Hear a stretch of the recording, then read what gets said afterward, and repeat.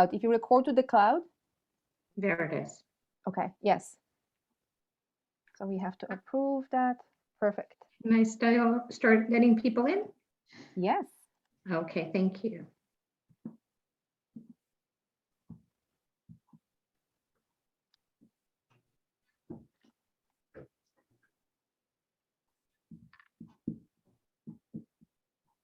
So as everybody's coming in, I'm just going to start saying hello. Hello, everyone.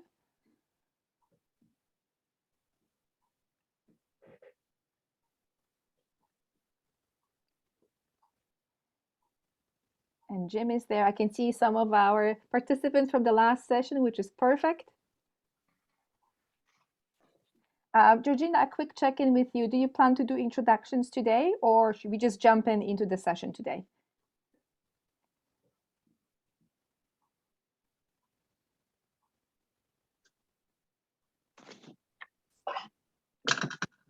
And Georgina, if you're speaking, you're muted. Just checking. Hi, sorry, Sonia. I was just letting people in. Monica, I don't think we're doing the land acknowledgement and in introductions unless there's somebody who wasn't here last week, because it's going to be a compilation, right? So yes, absolutely. So that's perfect. I just wanted to check. We can run through some of the information, and I'll just briefly introduce myself. Thank you. Okay. And Sonia, one death today, or do you know more? Okay, she doesn't know if there's anybody else. So last week she was the only one. So she's assuming that today she's the only one as well. Sandra, I'm going to pin Sonia. Is that correct? Yes, please. Sonia and Lainey. Yeah. And Georgina, don't forget to make me a co-host. Oh, I'm sorry. You did ask for that.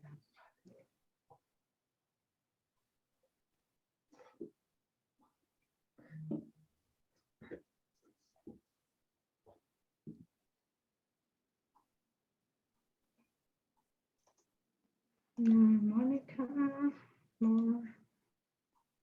you're a co-host now. Perfect. Thank you, Georgina. This is just a precaution in case we get stuck on something. Sometimes we can help each other. So co-host and host work together in a session.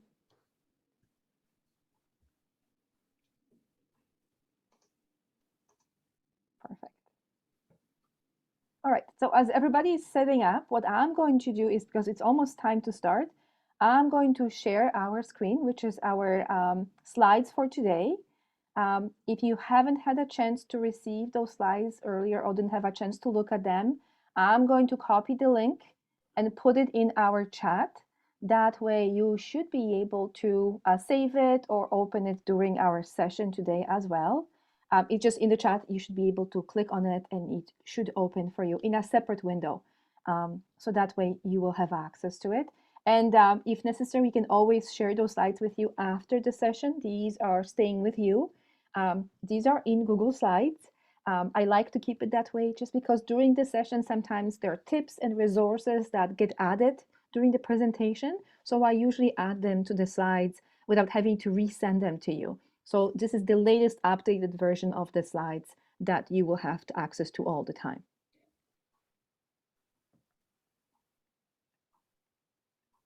And I want to thank everybody for joining us. I can see there's a few more participants coming in, so we're going to take a few more minutes to allow everyone to participate today.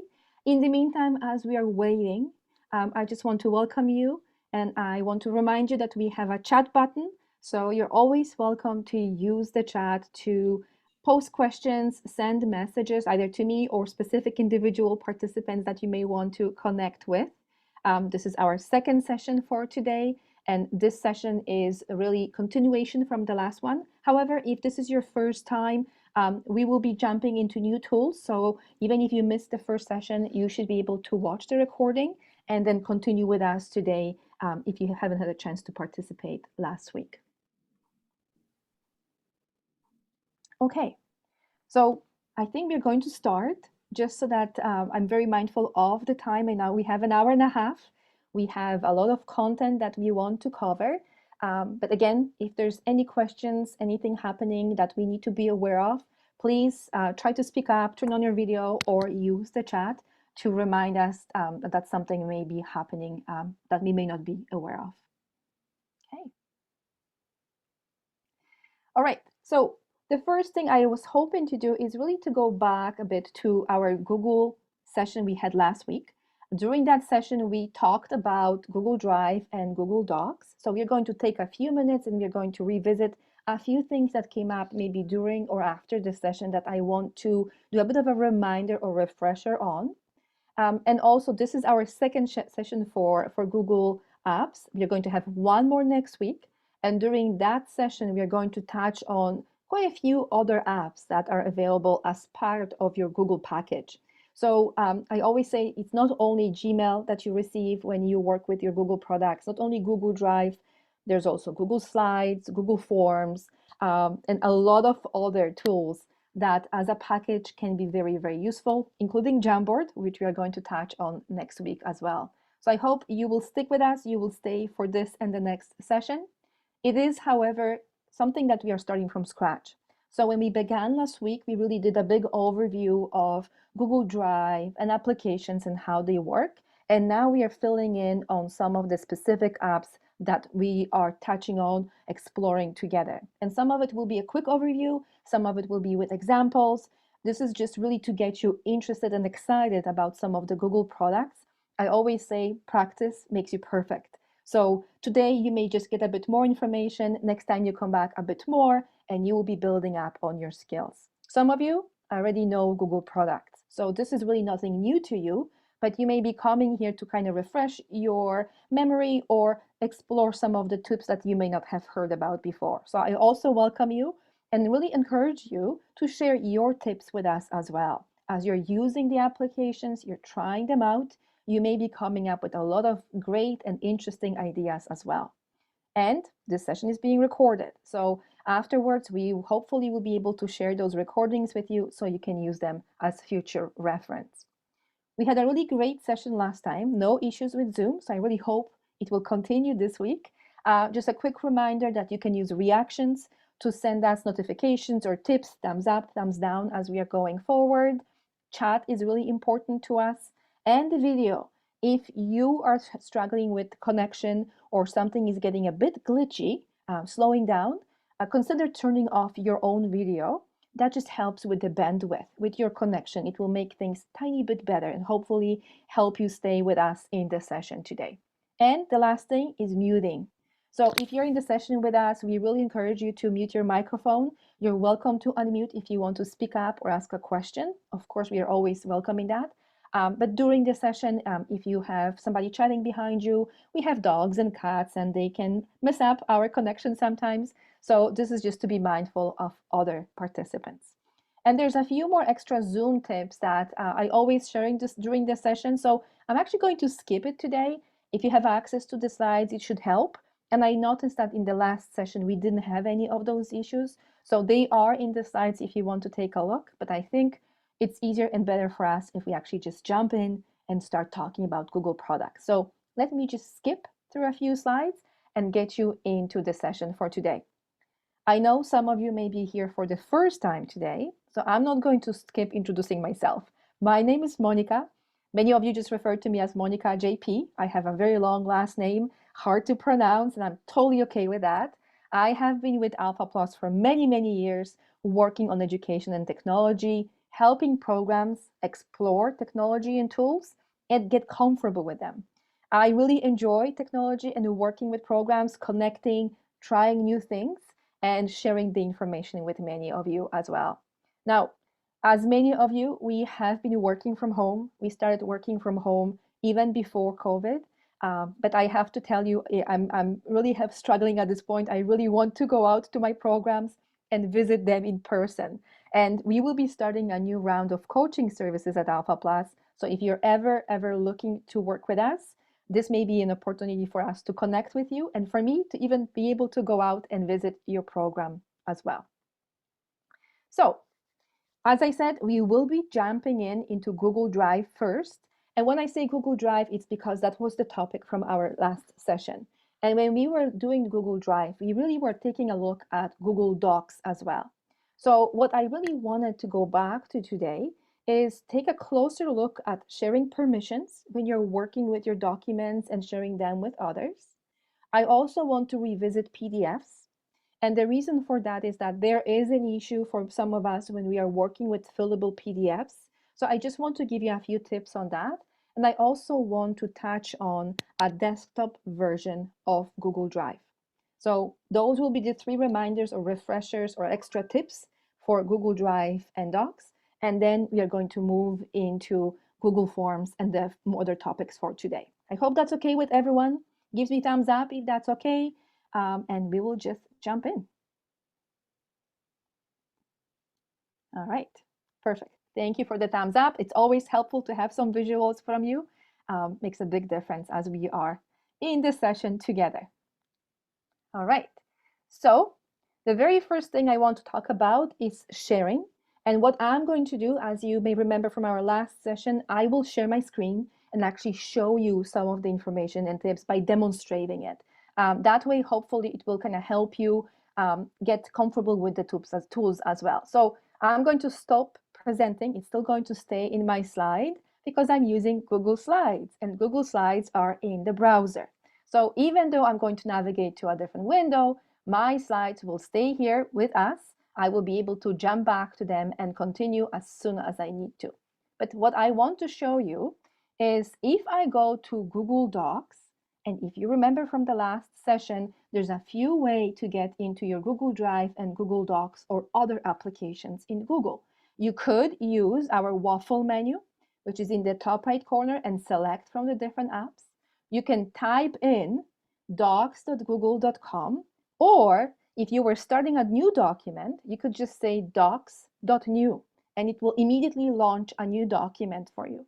It will be the same for forms, forms.new.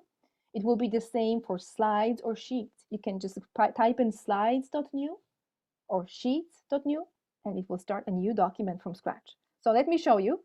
If I hit enter, the system is just going to take a few minutes, and I'm immediately in a Google document that I can write in, I can rename, and after I finish making changes to it, I can click share and share it with others. So Google gives me tips. If I want to insert something, it gives me the @ symbol. We covered a lot of options, including voice typing, that are included in some of the tools that you have access to, and so on. And we talked a bit about sharing, but I wanted to give you extra tip from there. So I'm just going to write a bit of text here and show you that if I wanted to rename it, automatically the system takes the first sentence as my title for the document. I can change it if I want, but I'm just going to leave it like that for now. What I want to get is to the sharing option. If I click on share, I will have 2 ways to share. One option is to type in somebody's email address and send it to them within the email. Keep in mind, it has to be a Google email address. It cannot be Yahoo or Simpatico account. It has to be an address that's connected to Google. So it could be either a Gmail account, or if there's an organization that's using Google Workspace and you know about that, then if they tell you you can use their email for Google products, that will work as well. For example, monica@alphaplus.ca email is actually a Google email as well. So as soon as you put that in, it will take that email and it will send me notifications because our organization is using Google Workspace with our domain attached to it. That's why we don't have Gmail at the end, but it's still a Google account. So if I wanted to share, I can do it that way. I can also share by a link. In the link option, because this is organizational account, the system tells me and reminds me, you are sharing it right now only with Alpha Plus team. It's almost like a precaution, a safety feature to remind you that automatically from the beginning, everything is locked in within the organization. If I click change, I can change it and say, rather just Alpha Plus, I may want to go anyone with the link. And then on top of that, I can say, can be a viewer or can be an editor. So I can change those permissions. And again, we covered some of that last week. But what you and I haven't touched on is this cogwheel. And not everybody notices that, but it's there and it's there for a reason. So if I'm going to click on that cogwheel, there's only 2 settings there. One says editors can change permissions and share.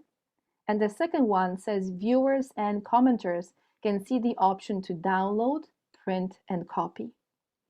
And this came up in a discussion about sharing documents. And I can see that there's a question, so I'm going to pause for a second.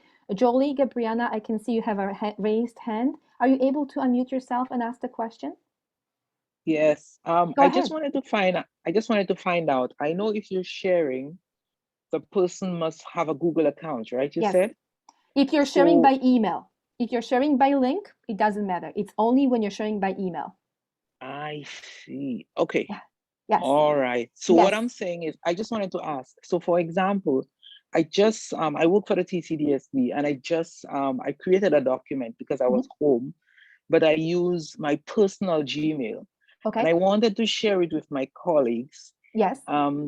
TCDSB has Google Suites, but in adult education, we don't use it, but we can use the part of it with forms and so on. If I share it at the TCDSB email, would they get it? Or because it's not in the same domain, because I do it from my own personal Gmail, but it is actually a Gmail form and they have access. So they will It's a get it. very good question, and your organizational setup is very specific. I had a chance to work, I think, with your school board, and I know that they basically, if I'm correct, if I remember correctly, they enable you to use most of the Google apps besides Gmail. So if you use that email that they have, they very likely, the idea is that that will have gone to their Gmail, which they can't open, right? Technically, the system should actually forward it to their regular email, but sometimes it may not happen. So it's maybe better for you to use the link option. So go back and then click on the link option and say, I want to, anyone with the link has an option to view if it's only viewing or editing, copy the link and email that link to them, to their email address that they use in the school board. And they will be able to click on that link and open the form, and that will save into their drive and they will be able to use it. That making sense? Okay, thank you. Yeah, no, yes, no problem. Thanks. That's a very good question. And going back to just expanding on that sharing. So you can see different programs have different setups. Some actually use Google Apps, but not all of them, like not Gmail. So if you're sending notifications and things like that, sometimes that gets lost because that application is not launched or available to programs. So everybody has to kind of be mindful of that. So this was a very good example. But going back to the sharing cogwheel option, we did have situations where programs were asking us, I want to present a specific topic, I want to create slides and share them, but I want others to be able to make a copy of them. So that's a situation where you can come to the cogwheel and basically say, I'm not allowing people to download, print, or copy. In that case, they are viewing the presentation with you as you're sharing the screen. They can even view it when you send them a link, but the option to print, the option to download or copy will be disabled. So in very specific situations, you may want to use that. Most of the time, we are the sharing group. We want to share, but we have had situations where somebody was very specific about that. So you could come in here and disable that option. I don't really encourage it, but I just want to show you that it's there. The other one, editors can change permissions and share. Again, this is all about who you're sharing with. So if you're sharing with another colleague and you're okay with that colleague to share with others, that's fine. But you may want to give your colleague permission to edit your form or presentation or document, but you don't want them to continue sharing it with others. You want to restrict that option to yourself. You decide who has access to it. So then you can disable the top option in here. So I just wanted to touch on that because we always just kind of do the email part or the link part, but we really don't do the cogwheel to look at the additional options. So I just wanted you to know about that. Okay? All right. I'm going to stop on this one because the next one is PDFs. And PDFs are tricky, tricky. Mostly because if we go to the ministry website, and I know many of you work with that. So I'm actually going to do shout out to Jim. Jim, thank you for showing me this last time we were meeting. This is helpful for me to actually illustrate some of the situations that we run into when dealing with PDF forms and using Google Drive. So one of the things that I want you to remember that your Google Drive allows you to save PDF documents. But the idea behind that is that most of the time, regular PDF documents are meant to be read only. The idea is we want the layout to be consistent. We don't want things to shift. So we would save it as PDF and somebody can open and read it, or they want to print it. That was the usual way we would use PDFs. But more and more, we are using printable PDFs or fillable PDFs. That's what I mean. Fillable PDFs where you can go and write within that PDF. For that to work, you need to have a specific program, which is the Adobe Reader or Adobe Acrobat. And it's a program that works on your computer. It doesn't work in a browser. If it's a regular PDF, not fillable PDFs, it will open and you'll be able to see what the PDF is about. But if you're trying to fill it out, it won't work. So let me show you an example here. I'm on the ministry website, and one of the forms is actual fillable PDF. Notice what it says. Specifically under that one, it says download and open with Adobe Reader. This is actually what's telling me it's a very different PDF. There's something different about it. And if I click on it, just to show you, because I tested this today and I'm getting the same message as everybody else, if I try to open it, the system is going to tell me, please wait, try to update, this is not working, there's something off. This is because this is fillable PDF and the browser is not able to process that kind of document. I need to use Adobe Acrobat. So what I need to do in this case is I need to go back to that document, let it reload because it's jumping a bit, and right-click on it, and then save link as. If I click on that, it's going to basically allow me to save this document to my computer, and then I will be able to open it with the program on my computer, Adobe Acrobat, and it will open. So this is the step many of us miss and forget, that if it's fillable PDF, it will not open within Google Drive. You have to download it back to your computer. So what I'm going to do is to show you, this is going to take me into the desktop version of Google Drive that I actually have here. Google Drive right within my computer system. I installed it. Anyone who wants to use a desktop version can install it as well. You just go desktop.google.com or Google it, and it will give you the option to download it. What it does, it basically installs a folder on your computer that is synced with the web version or browser version of your computer, and they talk to each other. So what I'm telling the system now is download this form from browser, from internet, bring it to my computer, and I can tell it just bring it to downloads. So I'm going to save it here just to show you. And as soon as this form fills out or saves, I should be able to open it. Not in the browser, because that doesn't work again. See how it went to my browser? It's not going to work. I need to go to my Finder in my case, or in your case, it's going to be your file Finder as well. And I need to look within my folders, downloads, find the document here, and then open it. Only then it will open, because it needs that Adobe Reader that's installed on my computer to work. So that's how I need to do it. Another option for me, just bear with me for 1 second, is to come back to my PDF here. A few things are blocking my screen, so I'm just going to move it. I'm going to come back here and say, save it. So save link as. It's going to open that option, but rather than in downloads, I'm going to say, save it to my Google Drive. So I'm skipping the step of downloading it to my computer and basically telling the system, download it to my Google Drive on my computer, like a folder that is synced with my web version of Google Drive. And as soon as it's going to download, it's going to automatically start updating my web version and save it into the web.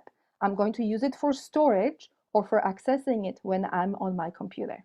So I'm going to say, okay, go to my drive as one of the options, and I'm just going to find one of the folders, or even can create a folder.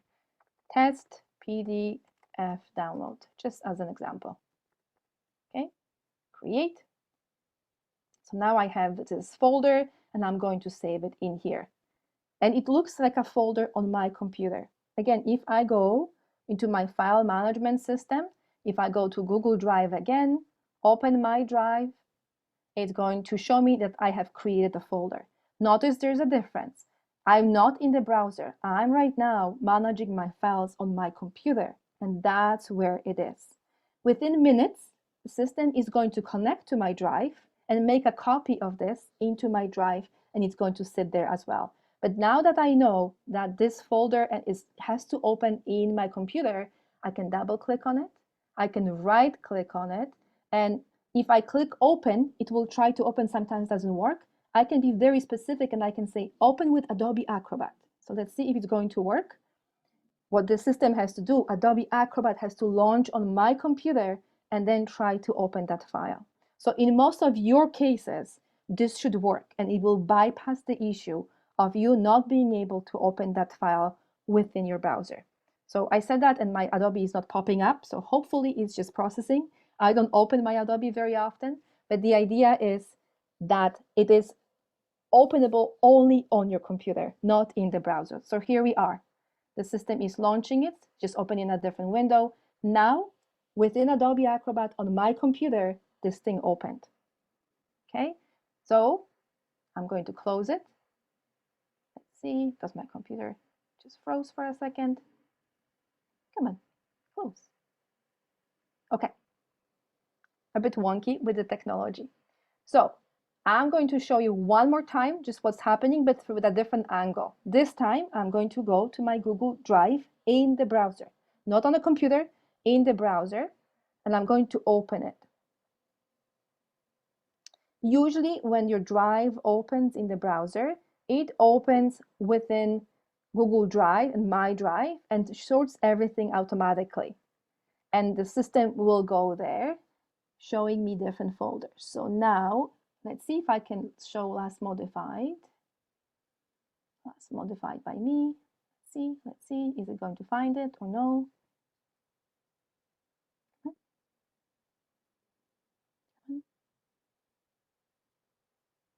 I'm totally forgetting how I named my folder. Does anybody remember how I named my folder? Any suggestions?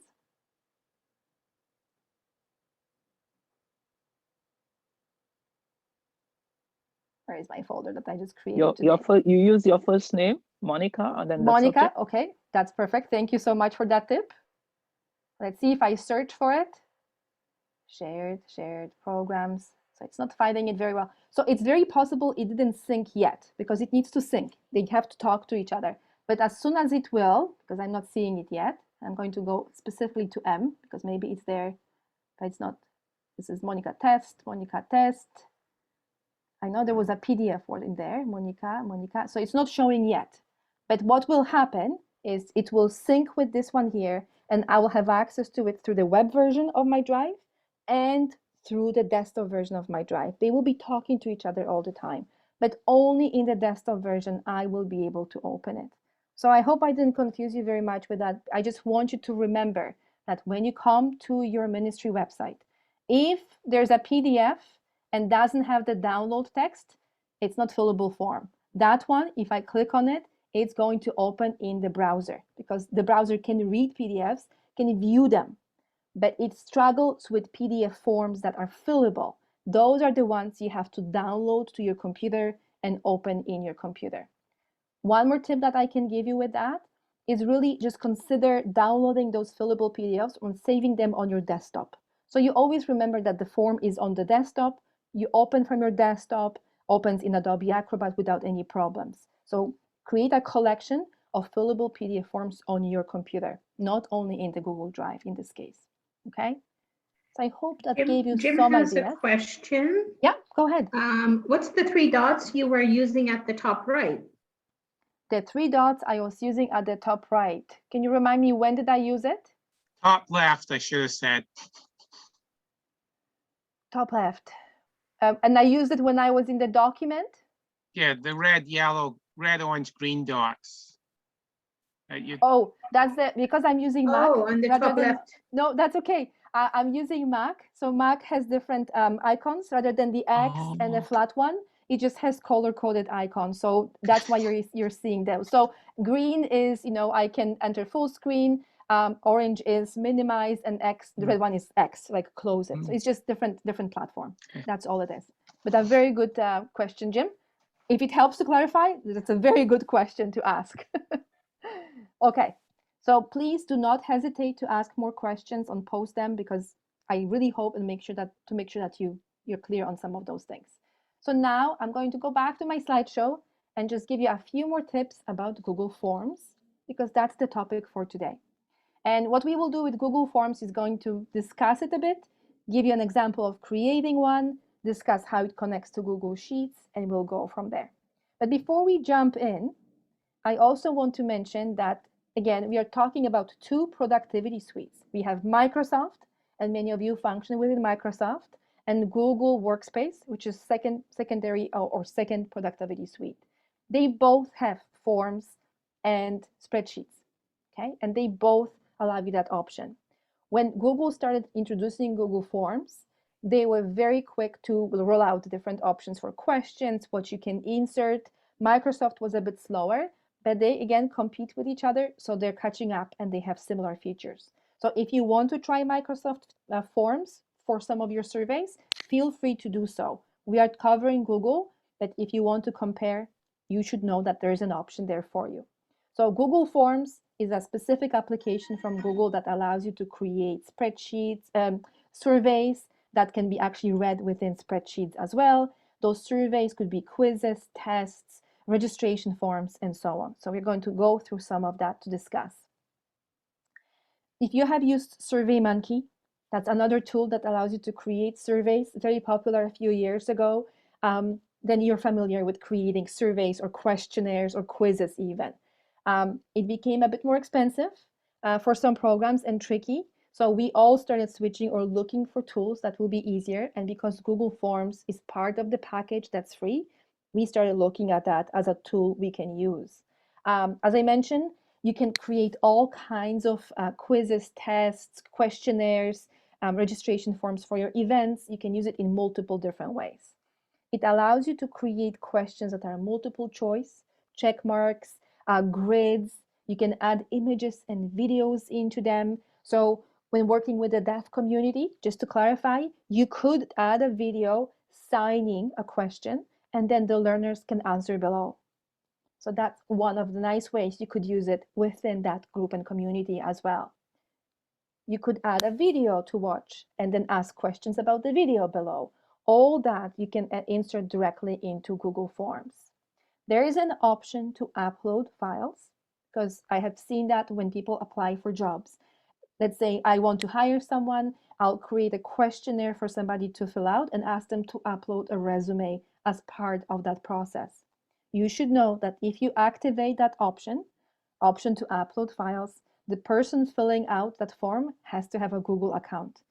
Yahoo users, Simpatico users, or people who are not signed in into their Google account will not be able to do that. And the reason for that is that Google wants to know who is uploading files for security. So that's why that specific type of question, be mindful of it, because if you have users who don't have a Google account, they will not be able to finish that survey or that questionnaire. So uploading files, use it in very, very specific situations only. The surveys can be broken down into sections. So I could have a section about you, your name, your email, your address. Then we can jump to another section that asks about specific skills, another section that asks about background. So I can break down the information into smaller chunks that makes it easier for somebody to manage and navigate through that form. That form can be shared by email. It can be shared by link. So I could create a form today and send you a link to it, and you will be able to open it immediately and fill it out.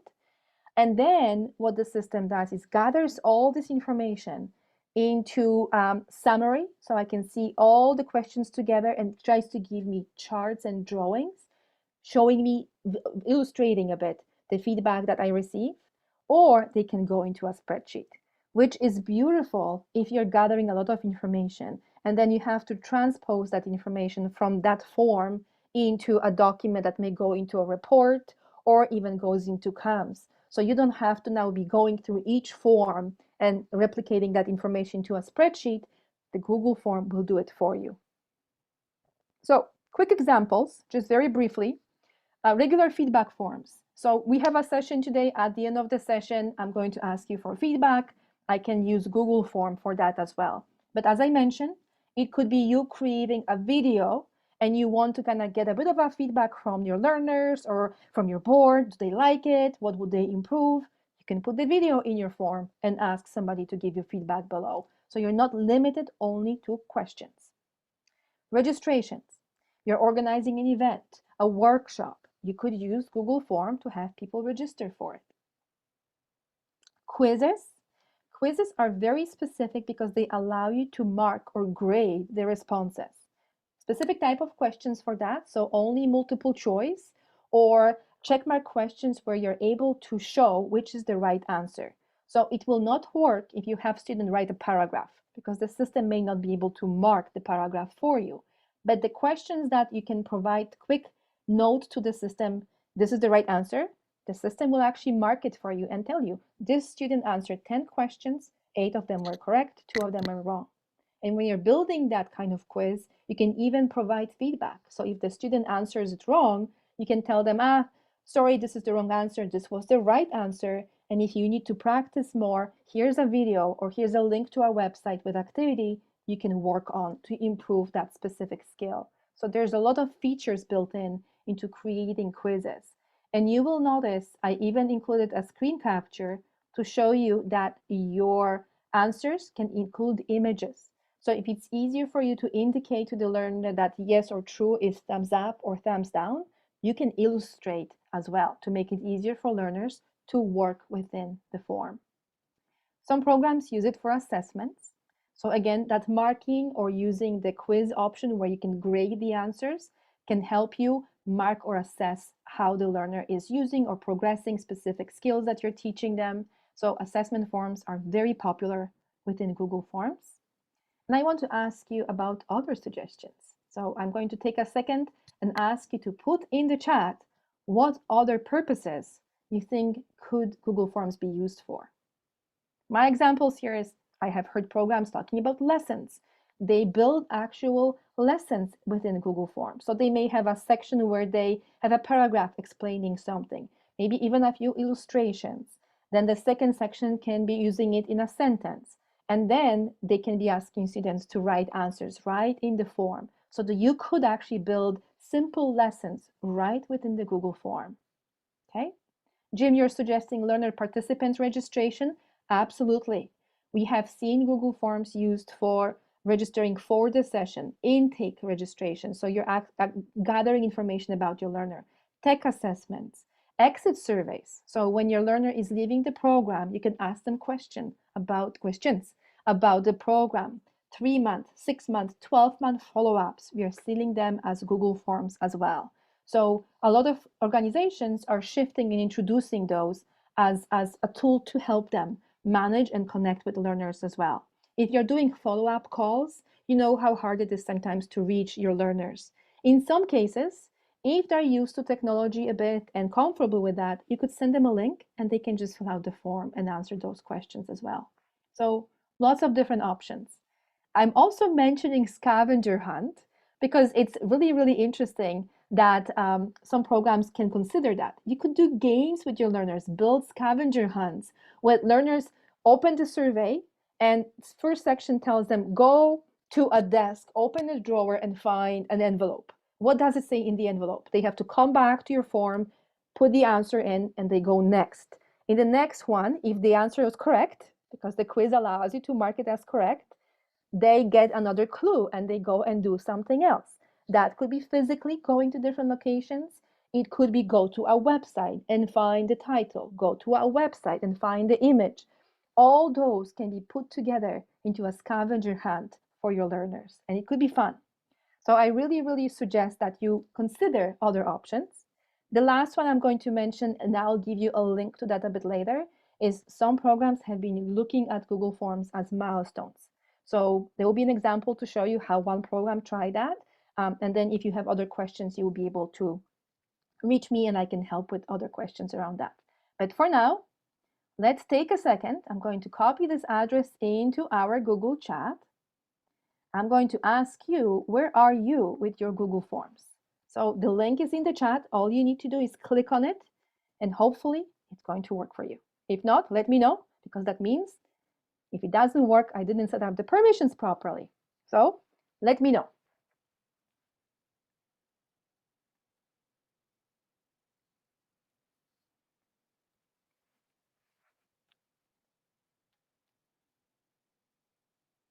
There are only 2 or 3 questions, so it doesn't take very long.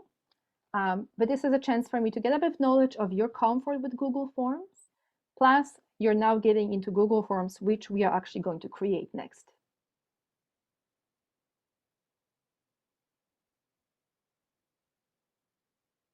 Okay, so it seems that the link is working for you.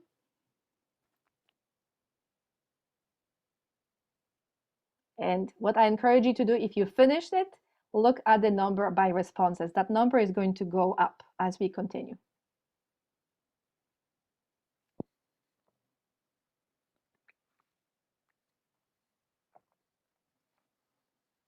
Okay, I'm just going to take a few more minutes. I know we have a bigger group, so I know it just takes a few minutes to answer those questions. But if you have a chance, please answer it. This is just for us. This is just to practice.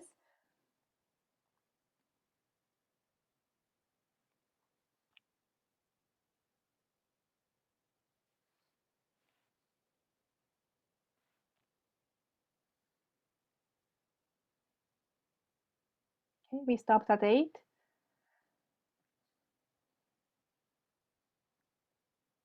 9.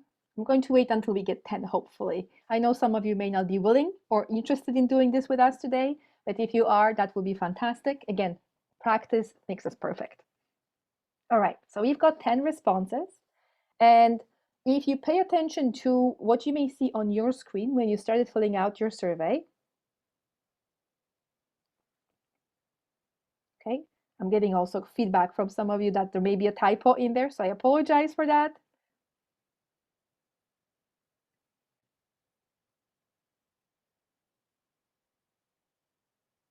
Yeah, it's a very weird sentence. I agree with you, Georgina. I apologize for that. But this is Sorry, very didn't big. mean to call you out. I just had to read it twice myself. No, So I was I just agree wondering. with you. It's like, oops, that doesn't sound right. Potentially just my typo in the end. Sorry, but the no, English that's teacher okay. came out in me. So.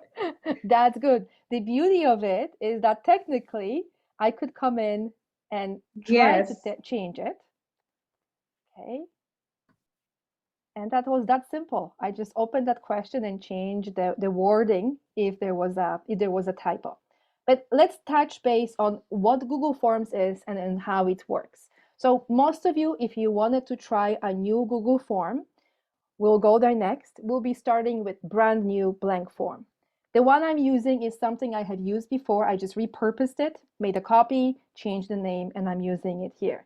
But what it always has, whether it's a new form or old form, is the top section. And in the top section, you will have a place where you can name your form. So in this case, you will see MTML, you and Google Forms February 10th. This is just for me. This is the name I see if I go to Google Drive because it's saved in my Google Drive. So it gives me a reference point what this form is about. Notice it's very different than the title of the form that you see when you open that form. The other thing that I see is options to save it. So I have a folder icon there. I have a star. On the right side, I have extra tools with an option to send it. And below, I have 3 tabs. A tab with questions, a tab with responses, and settings. Now, I call this view editing view. This is where I can come and edit the form. If you look at the form that you've got, you very likely just see the title and the questions. You do not see the options on top. That's always a difference to show you. I'm in the editing mode where I can make changes to my form, or I'm in the client or user mode where I can fill out the form. Okay, so if I look at the questions, that's where I can come and make and edit them. Responses is the section where I can see what responses I received to the questions. So I did ask for the name, so I see the names.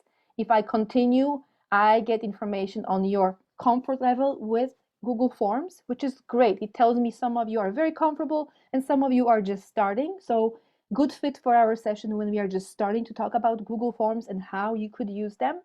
And then some extra feedback or extra questions I'm asking. I can come here and see those by summary. So it puts everything together and gives me charts.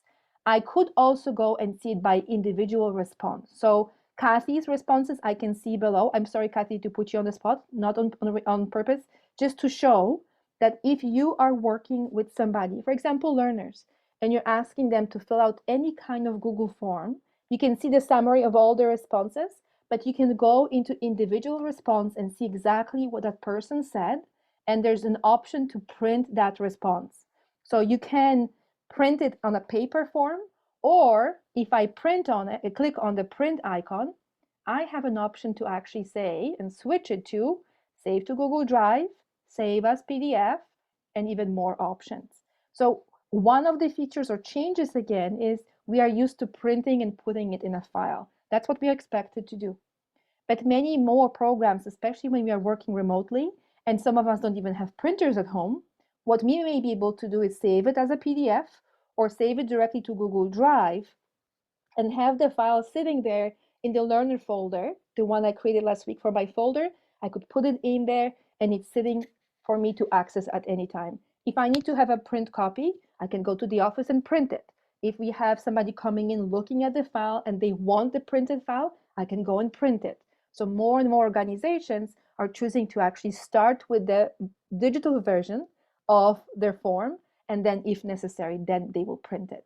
So you have that option. You can actually print those individual responses and put them in the file for the learner as well. Now I can see you've got another response, so you could see the jump. I call it a live form. So this is going to continue. If I send you this link after the session, you came back and filled it out again, it will continue collecting all the responses until I turn it off. So there's an option for me to stop collecting responses, but I'll just leave it open for now. Now that we have seen those sections, the one beautiful thing is the Excel spreadsheet. So remember I mentioned the system will collect this information for me in a spreadsheet. 2 clicks and I will have all that information. Click number 1, I click on it and the system is going to say, oh, do you want to create a spreadsheet that will be collecting all this information? It's already collecting in the background, but we want to know, how do you want to name it? So they will propose the name for me, and it's going to be exactly the same name as the name of my form, but in the brackets, they're going to say responses. So in Google Drive, I'm going to see my form and the responses below, all together, combined, so I can see everything together. I have an option to create a new spreadsheet or select existing spreadsheet. If you want to know the difference, existing spreadsheet will basically say, oh, if you want to do that, we can open another spreadsheet that already exists and add the responses as a secondary tab. It's not going to overlap with the first feedback maybe from a week ago or a month ago.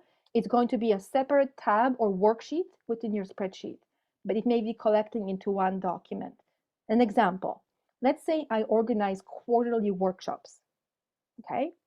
And I have one in January, then I have one in April, one in 3 months after that. But I want all that to sit in one spreadsheet, so I can create form number 1 and say, feed everything into that new form. But for the second one, I can say, okay, come back and feed it into the same spreadsheet, but create a new work tab or worksheet below. So it will be sitting within one document, separated just by tabs for me. It will do it automatically. So I love that feature. Most of the time, you will just create a new spreadsheet. So second click, I'm going to click create. And now the system is going to link my form with the spreadsheet and display all the answers we've got right in the spreadsheet. And it's a live spreadsheet. What I mean by that is that if you continued adding to it, the feedback will be continuing adding below in the next fields. So I can go off a week later, come back, and if there are any extra entries, I will see them here as well. That's what I call a live spreadsheet because it's still working. What's beautiful about this, if there are columns that I'm not using for questions, let's say I'm going to go to column I can add my notes here. And so now I'm combining my form that's collecting information with a spreadsheet that's allowing me to manage and see what comes in as feedback, and I get my notes. The notes, for example, could be, if this was an event, I could say, send a response by email, send a link to the client, got a feedback form, All those I could be keeping and tracking next to that information I got from my form at the beginning. So I can combine this into one document for different purposes. I'm going to pause for a second. Georgina, I do see your hand up. I just want to check, is this a new question or that goes back to the previous one? No, I think the question, it might be not here yet, or you might show it soon. Aside from the Excel showing in the information, can the information be seen as a graphic, like a pie chart? So the only where you will, so in the spreadsheet, you can create graphics just as you were doing it in Excel. So you can always create charts and tables from your data. So you can do that manually. But in here, if this helps or if this is enough for you, the summary will be creating information depending on the type of question. So sometimes it will be a pie chart, sometimes it will be columns. That's how the system can represent it. If this was enough for you, like this is enough for me, I could even come here, click copy, open a new document. So let me very quickly open a new document, docs.new, hit enter. And in here, I'm going to just paste that chart and it should take it. Sometimes it may just take a few minutes as it's loading.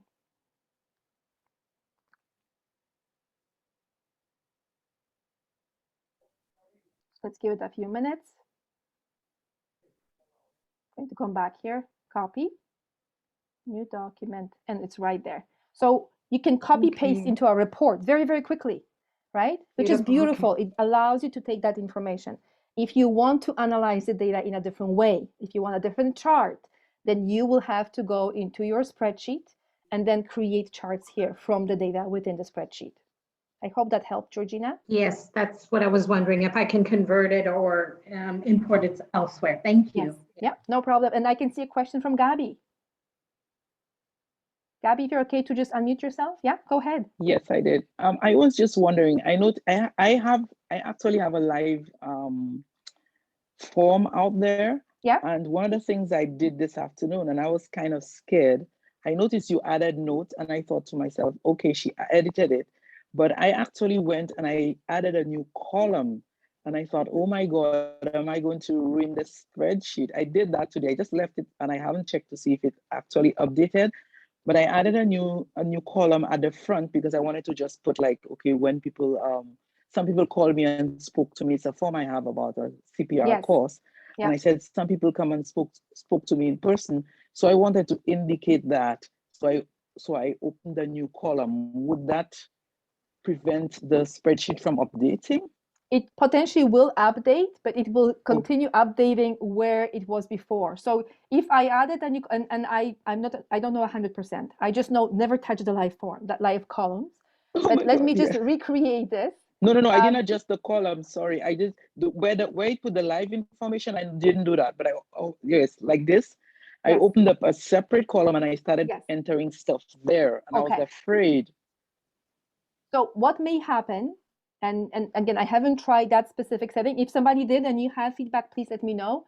What may happen is that where you added and there was previous data, it will be fine. But in the next one, the system may continue feeding into the first column, A, B, and C, and kind of overriding if you had any text here. So in here, that should be fine because you already got the data. But in the below one, the system still treats it as a live document.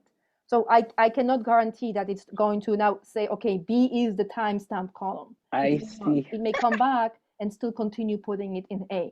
So that's why I always suggest, if you can, go back and check or even test it. But it's not lost case. Like it's still a live document. Just delete whatever you did and move it to the afterwards. So what I usually would do is I will kind of double click on the column. So that's just a bit for some of our users, right? We are trying to kind of have everything aligned so that I can see, okay, how much text do I do? A lot of the features we know in Excel, being able to shift columns, double click to be able to align columns, all that works in Google Sheets as in Excel. So now that I know all my questions go up to D, I could just start using E or F. And sometimes I code it for myself. So I will say, okay, starting here, I can start writing and adding my own data. So I'm not touching the live field, if that makes sense. It makes a lot of sense. Now, let me tell you, Monica. So if now, as I said, I'm scared, so I haven't even touched it yet since I did that. So if I notice, okay, that Google decided, okay, A is the default, so they're going to start back putting stuff there. Yep. Can I now go and say, okay, put it in a new spreadsheet and I will start doing what you said, or you don't recommend that? Because it's a live form. It's a live form. It's a live form I have out there. I mean, accepting registrations for CPR course. Yes. So should I download a new spreadsheet? What do you think? No. How much changes did you make to the original spreadsheet here in that column? Was it just to the ones you already added, right? No, no. I didn't make any. The only change I made, I added one column, and it's after the A. So what it did was it brought the original set, well, the first set of data into B.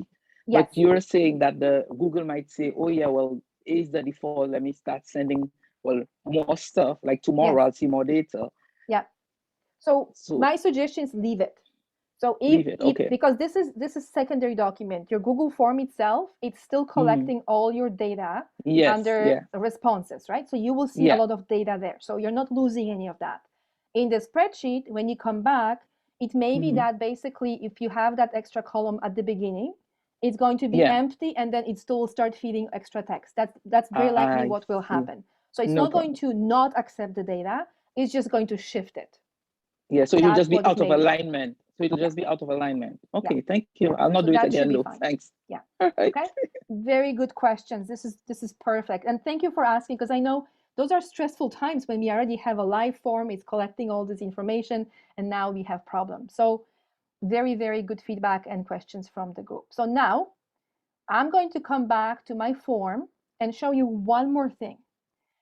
We talked about responses, they're coming in. We talked about spreadsheet that we can activate it and it will continue collecting and putting the data into a spreadsheet for us. We have a snowman menu right next to that green spreadsheet. There's a few things here that you can use. I just want to show you the first one, and I'll do it one more time later. Get email notifications for new responses. Right now, there's nothing there, but if I click on it for a brief second, you're going to see that the system puts a check mark to it. What that means is that if I have this form live, I send the link to my learners and they're starting to fill out the form. If I want to know that they did it, I come here, set up the notification for myself, and anytime a new form is filled out, I get an email telling me, Monica, there's a new form filled out. Go back and check it. So I don't have to be coming to my form, 3-4 times a day checking, is there something new? I will be notified if there's something new. So this may help you just stay in touch with the form, and as it's being outdated, you're actually going to see all the feedback and information there.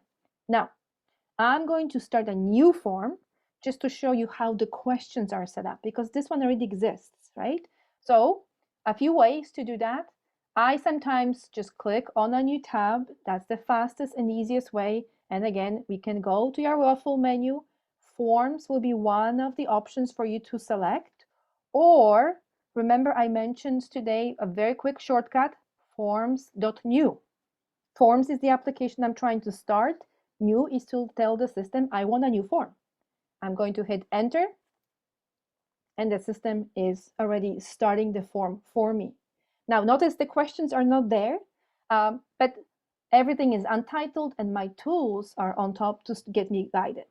Untitled form, any of them is always untitled before you start naming your forms. So 2 ways, you can add a title here, or I can give it a title right here. Monica's test form, sorry. And I'm going to just go below. The description that I can add is to clarify what it's for. And I always suggest, if you're asking people for feedback, why are you collecting this information? What are you going to do with it? It's always good to add in that description. We are going to play today. I'm not going to do anything else, but you may want to say, we are collecting this information to improve our courses. Your personal information is not going to be shared with anybody else. That helps users, right? So you may want to add that. We are going to play today. So this is my description for this form, but notice it still says untitled. So this piece, this section on the left, is how your form is managed in your Google Drive, how it's saved to your folder. So I'm going to just click on it, and immediately It takes the title for me, so I don't have to retype it. And then there's this folder. If I don't do anything, automatically it's saved in my drive, automatically. If I want it to be in a specific folder, then I'm going to go and look which folder do I want to put it in and find it, and then I'm going to save it. So it could be any folder you create or you want to add, or new folder. So if I want a brand new folder to start all this, I can just call it Monica Test, give it a check mark that this is the title. The folder is empty because it's a new folder, and I'm going to say move here. So anytime now in my Google Drive, that's where that form is going to sit, and I can always find it there. Okay, so that's my option for saving. Now notice it says all changes saved in Drive. With many Google products, there's no save button. So the system saves as I go and keeps that information until I change it again. Okay, so keep that in mind.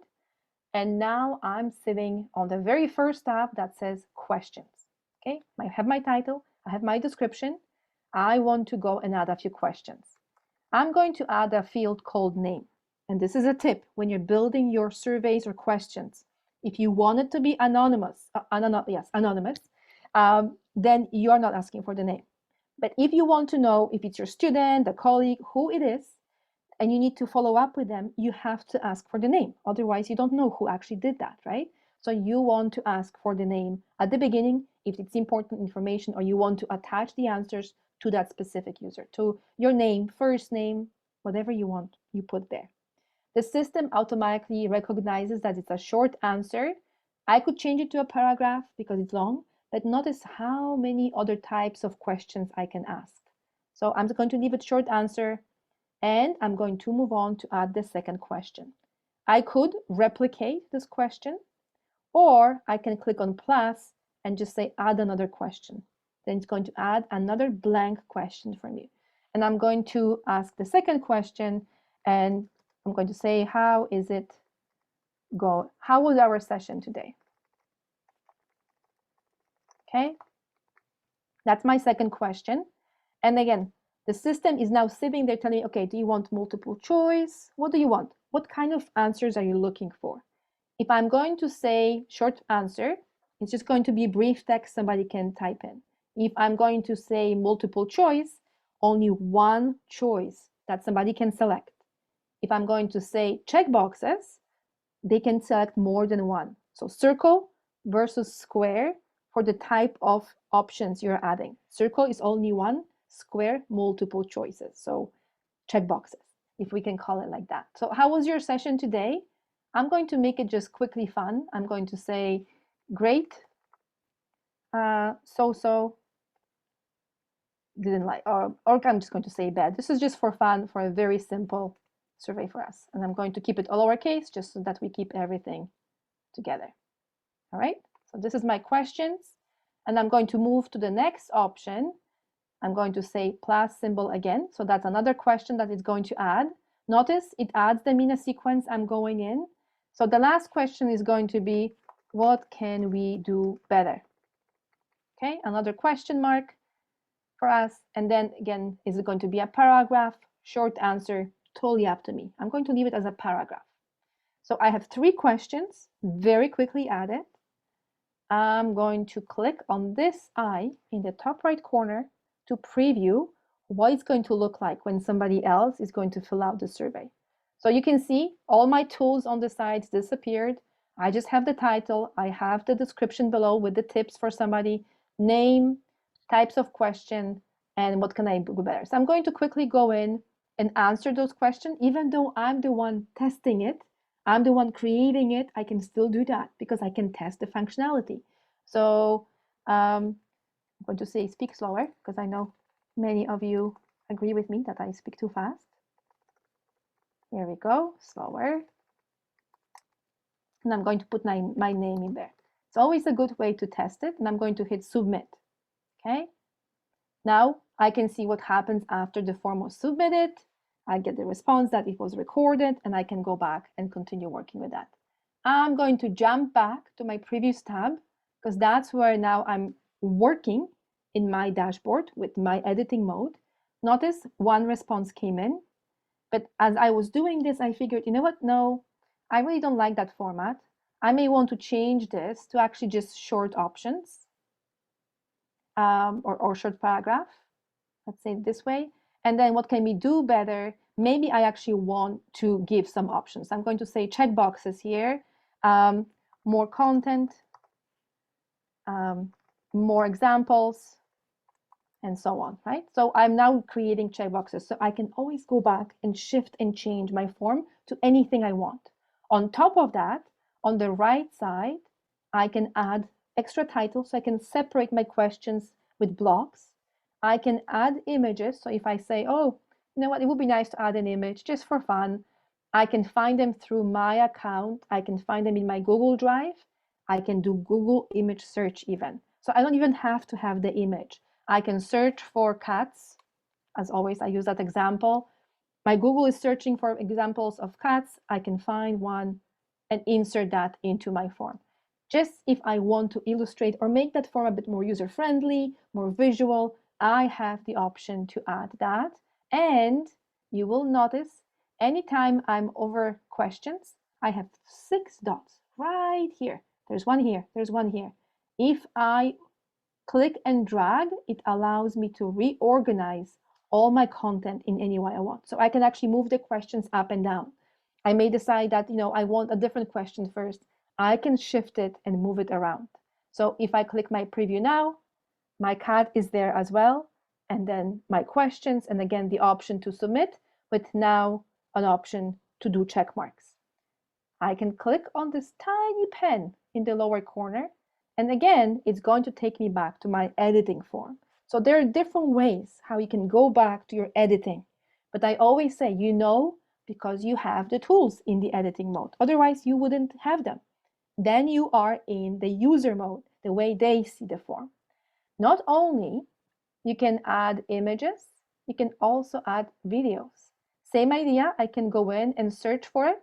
Or if you know a specific video, maybe you have created it, added it to your YouTube channel, you get the link for your video, you paste it here, you find it, and you can bring it here. I don't have one handy, so I'm just going to, again, search for cats, just as an example.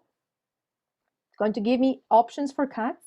I don't know which ones, I'm just going to create one of them. Notice I do have to click on selection. That selection becomes dark blue, and only then my select button also becomes blue. Otherwise, it may be grayed out. So you have to click to select. Even if it's only one option, you have to click on it for that blue button to show. And then when I do that, the system will bring the video in here. So if I wanted to create a quiz with a video and questions below, I can bring the video and then ask the name and the questions about the video, for example, in here. And again, preview, I can see my questions, the video loads. It's just loading right now. That's why it's not showing. But the idea is that we can add videos here as well. Going back to the editing mode, I don't like the purple. I'm not a purple person. I may want a different color. So one of the options here as well is this palette. The palette, it represents a theme. This is where I can control the colors, the look. I can even add graphics to it. So I'm going to change it to bluish green if I want. Notice the questions have changed, and if I go to the preview, now my colors are different. So I can adjust my theme and go back again to edit mode and play back and forth until I'm happy with my survey or my questionnaire or my quiz, whatever it is.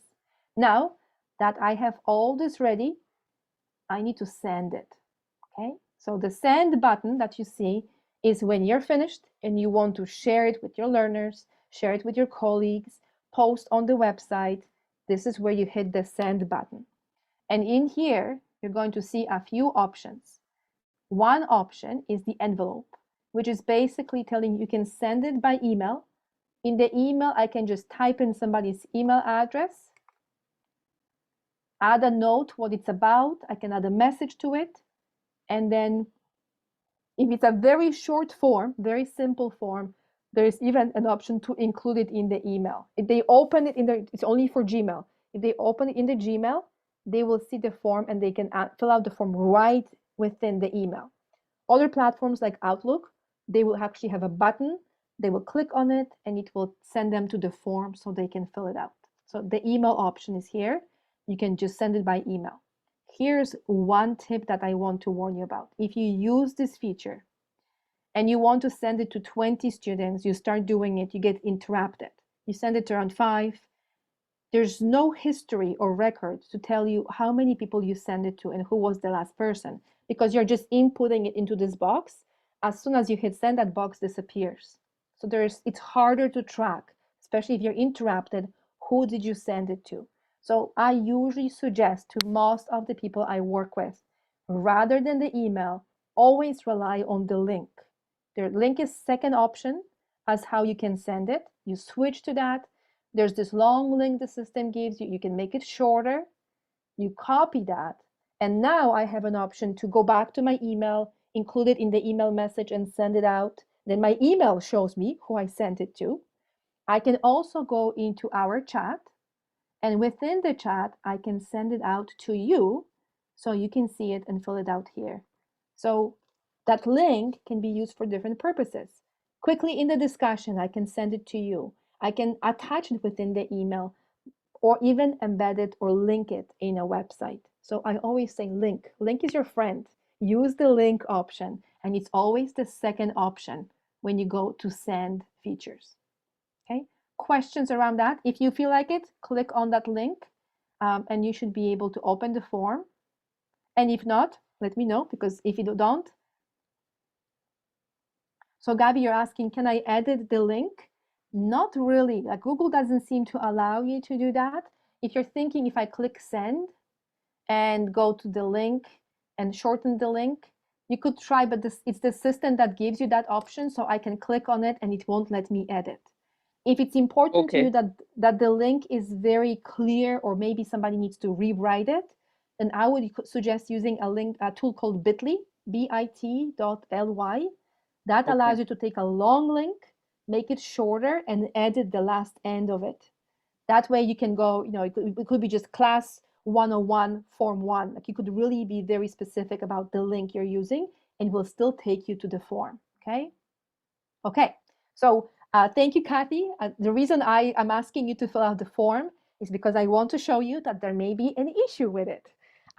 So some of you are saying you're asked to be given a permission to fill out the form. So one of the tips, and I always say we learn from mistakes, whenever we use Google Forms as an organization like Alpha Plus, we have Google Workspace. In that case, very often there is a setting that says usually you are supposed to use stuff within the organization. And if you want to send it externally, you may have to make changes to your settings. So I'm right now in my form.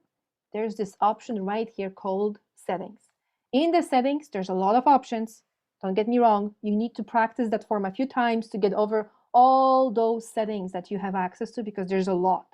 But one of them is called responses. If I click on it, you will notice there is a section that says requires sign-in, and it says restrict to users at Alpha Plus Center. And it's checked. So before I sent it to you, I should have come here, checked my settings, and made sure that this is actually unchecked. Okay, so I'm going to uncheck it. I'm going to ask you to click on the link again, and hopefully now that link will work for you. Okay, so Kathy or anybody else, if you have a second, please click on that link again and tell me if it allows you to go in and answer the questions. Okay, so I like to do this. This is a bit of a trick, because then you remember, oh, there was a problem. I couldn't get into that form. What was the problem? If you're using a regular Gmail account, it's usually not going to be a problem. You will not have that error. But if you're using organization accounts like ours, then you may run into a problem. So school boards, organizations that have Google Workspace installed, that's where you want to be mindful and check that setting. Okay? So I'm not going to ask you to fill it out. I just wanted to check if you are able to open it or click on it.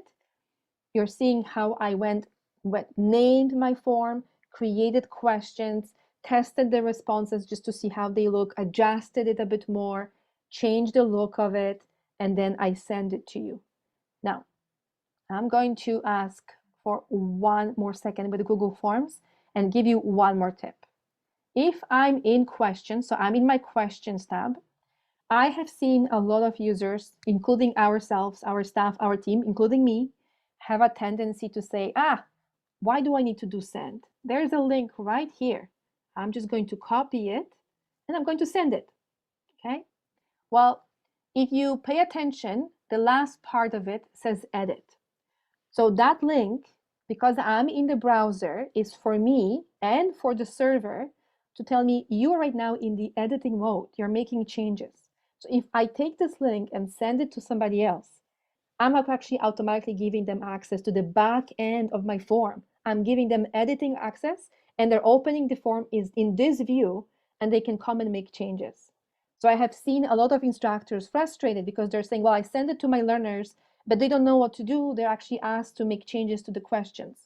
That's because we send the link from here, which we are not supposed to do. This link is only for you, okay? You go to send, and in send, you get the link that's in here. That link is often very different than what you see on top in your URL, just so that there's permission restriction and somebody else cannot accidentally get into your form. So that's why send button is your friend. You need that send button to work with it. Okay, one more tip. There's this snowman menu, 3 dots that you will see as an option in the top right corner. That's your friend. This is a good friend because it gives you extra options. One of them is make a copy. Let's say you have registrations for a session in a workshop. The workshop happens, you're running another workshop, you need registration form. Rather than having to replicate all those questions from scratch, you go to your registration form, you make a copy, the system says, how do you want to name it? So it could be the name of the new workshop, a new date. Where do you want to save it? In what folder? You click OK, and a brand new form pops up. And no responses in that because it's a copy of the original with all the questions in it. So it makes it creating or duplicating your forms very, very easy and very, very quick. So that's your friend. Now, the other one that's your friend is add collaborators. So I'm going to give an example of Ambreen and Georgina from MTML. They often work together. Ambreen creates a form. She can come, click add collaborators, invite Georgina to the form, and now they both can go in, edit the form, see the responses at the same time. And you're not restricted only to within your organization. You can add somebody with a regular Gmail address or somebody from a different organization who is using Google address to go in and again manage the form with you. So that allows you more flexibility in who can co-manage the form with you. But that always makes somebody an editor. So they will be able to edit the form. So your collaborator is the same as somebody having editing rights. Okay? So remember that. Any questions? Okay, Gabi, good question. Putting a header or an image on your form. Very good question. You will go back to your theme, and in the theme options, there is a section called header. Choose an image. The system will give you some preset options. You have seen my purple balls on the survey I gave you. I can choose any one of those, or I can even upload my own if I have a graphic. Be mindful, Google is using Google Forms for specific purposes. So it could be used on a phone or a desktop or tablet. So if you're thinking of using it with your logo and things like that, you may need to be mindful of the size because it may be shrinking that image or making it bigger because on a desktop, it looks very different than on a phone. So be mindful of that, but you could bring your own images. For today, I'm just going to choose one of the existing ones, click Insert, and now the system is going to add the header, and notice it changed my colors. It changed my colors because it's trying to match the color of the graphic. If I don't like it, I can still go back and change it to whatever I want. But it's part of the theme, so it comes with the theme. Very good questions there. Any other questions about that? Are we good? It's 3:46. I am mindful of the time. I'm going to wait a few seconds to see if there are other questions from you. So Monica, I just Yes. asked a question there. What's the two, the great and greater than and less than signs for. Where do we see that? Well, where you embed it, Yes. there's, Okay. So if we go send, oh, this one right here. Perfect. yes, A very good question. In situations, if you want to embed the form into your website, you can get the embedding code. So these are the marks for embedding. So if I click on that, it's going to give me the code that I copy, go to my website. If it's WordPress or another platform, there always is an option to add something with the code. That's the code you will put in, and then your website will start displaying the form. Not only a link to the form, actual form, it will start displaying it. So it's embed code. Okay. Now, also what's good to know in here is notice you can adjust the size. So you can say, I want it to be wider, narrower. You can work with that. The size you will choose here will be added to the code, and it will be part of the code when you're embedding it into the new website. You will still be able to change it within the code, but that's what's going to help the code set up the dimensions of it when you're embedding it. So not everybody's managing their website and embedding the forms this way, but if you do, you can get that embed code from here. Okay. So email option, link option, and embedding option. Okay. Now, some of you will also see there is an option to collect emails. I suggest never ever do that because again, that assumes that the person filling out the form has to have a Gmail account. It's not going to ask them for email. It will try to pull the information from their browser. And if they're not Gmail users, it will get confusing and may not work. They actually make it a message, sign into your Google account to be able to fill out the form. But this form, because you can share it by link, allows you to send it to anyone. They don't have to be signed into anything. So collect emails, leave it disabled. Okay? Always, always leave it disabled. Any other questions about Google Forms? Sorry, I'm just scrolling. Okay, perfect. I can see some of you are leaving almost 4 o'clock, so I know that we have a limited time left. Our session is until 4. I will start jumping into our Google Sheets just to give you a few more examples. Again, you will have more information in our presentation slides. What I want to really highlight is that option where your form feeds into your Google Sheets. So as we did before, I wanted to show you we are able to add the columns. But as we are here, we are already managing our Google Sheets. If I wanted to create a new sheet, it's as simple as going into File and creating a new spreadsheet. That generates a new document for me as if I open a new Excel document. It just happens in a browser. Another way to do that is, again, plus symbol, sheets.new, or going to my waffle menu and going to my Google Sheets and launching it from there. So multiple ways to access the Google Sheets. I don't know how far you go with using your Google Sheets. I use it sporadically, usually for reports, adding some data, maybe budgeting and things like that. But most of the features you have in your Excel are available here. If you used or set up your spreadsheets many, many years ago and you had some formulas and things, if you try to open your spreadsheet here, it may not be as user-friendly or may not copy all your formulas, but it has all kinds of options here. So one of the things I just want to show you is that you can create columns, sections, whatever you want. So if I wanted to just run a date, February 1st, February 2nd, I could sit there and type everything, or I could click on the last field and on that tiny square, drag it down as far as I want, and now the system is auto-filling the information for me. It could be related to dates, numbers, and so on. The system will work with you to simplify a lot of those processes as well. You will have an option to analyze, filter your data. You will have formulas the same way you use in Excel, so sum, average, and so on. You will be able to use many of them. If I have 12 plus 14 plus 15, I want to add it up, I can highlight it, click on my formula icon, sum it up, enter, and boom, the system adds all that. So a lot of Excel spreadsheet features are added and usable and work in Google Sheets. What I want to jump into and show you is a few extra things. So let me just very quickly skip through some of the sections. It may be a bit easier if I just stop this and get you into a specific slide.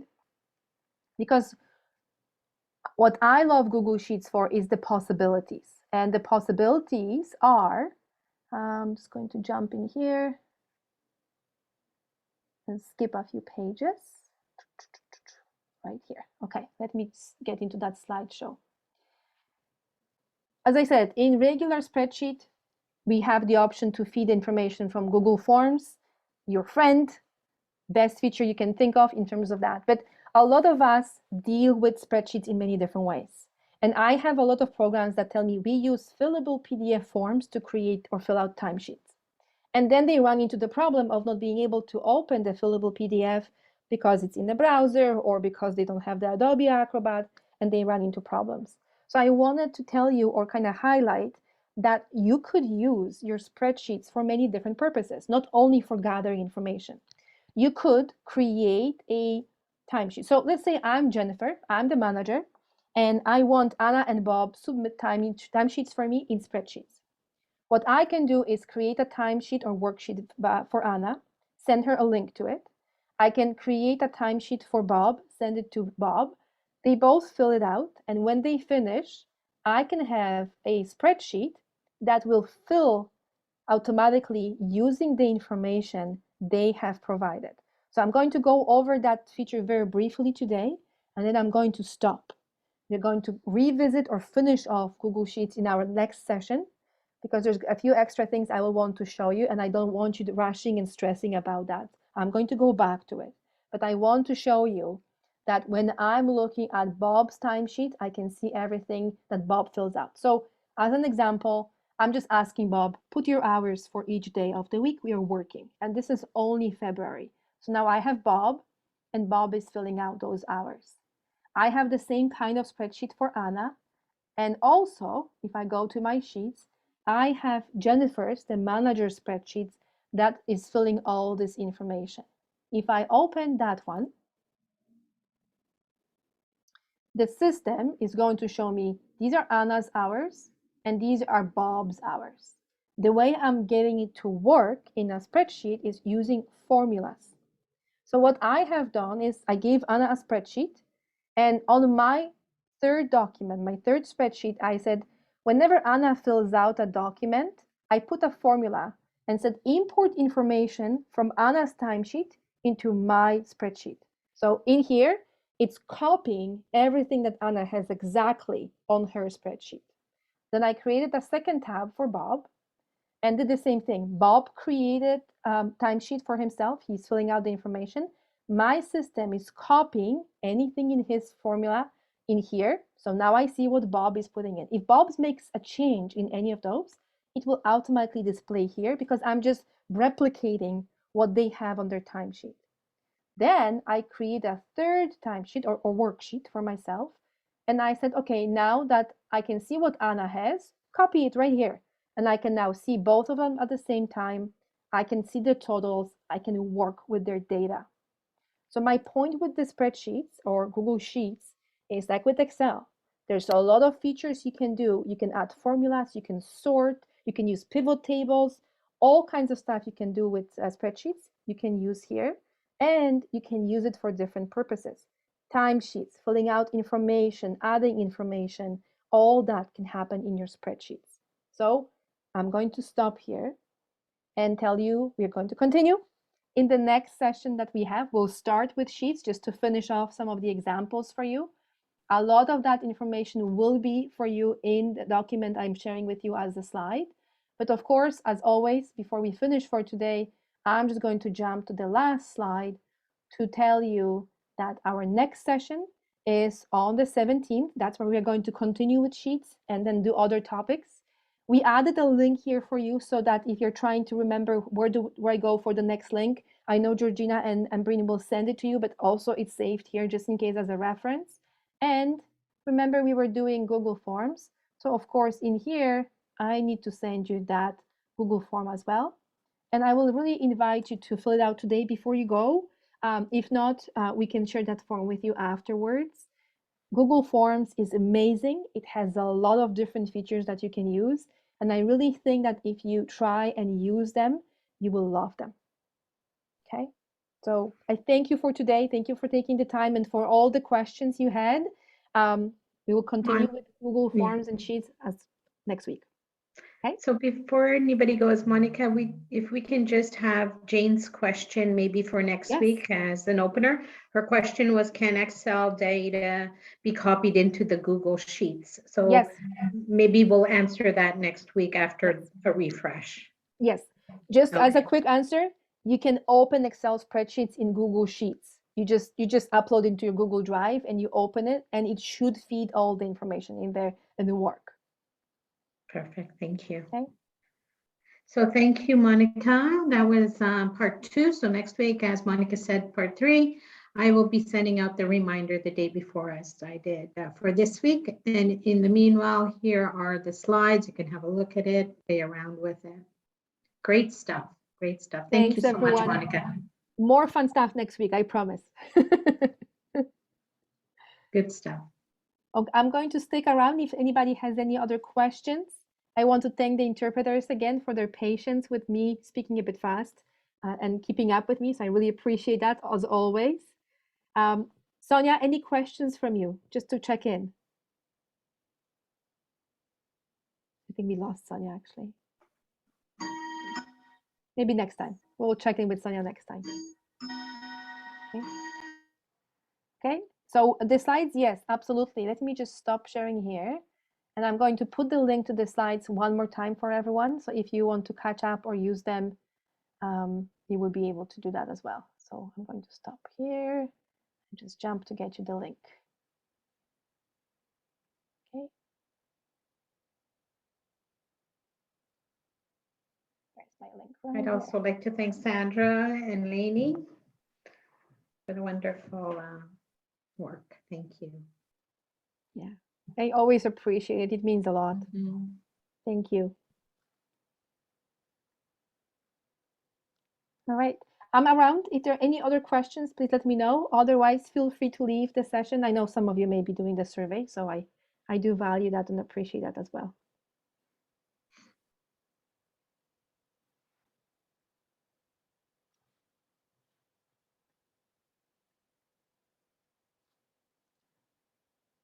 So we have Jane with us still, and then we have somebody on the phone.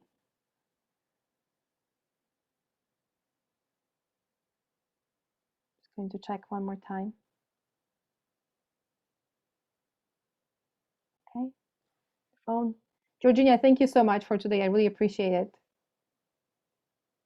You very much. I'm playing around with it. So I know it takes time. I was and then I'm like, oh, she's on to something else. Wait a minute, I was still playing. It's one of those things. I'm just going to stop the recording. Just stop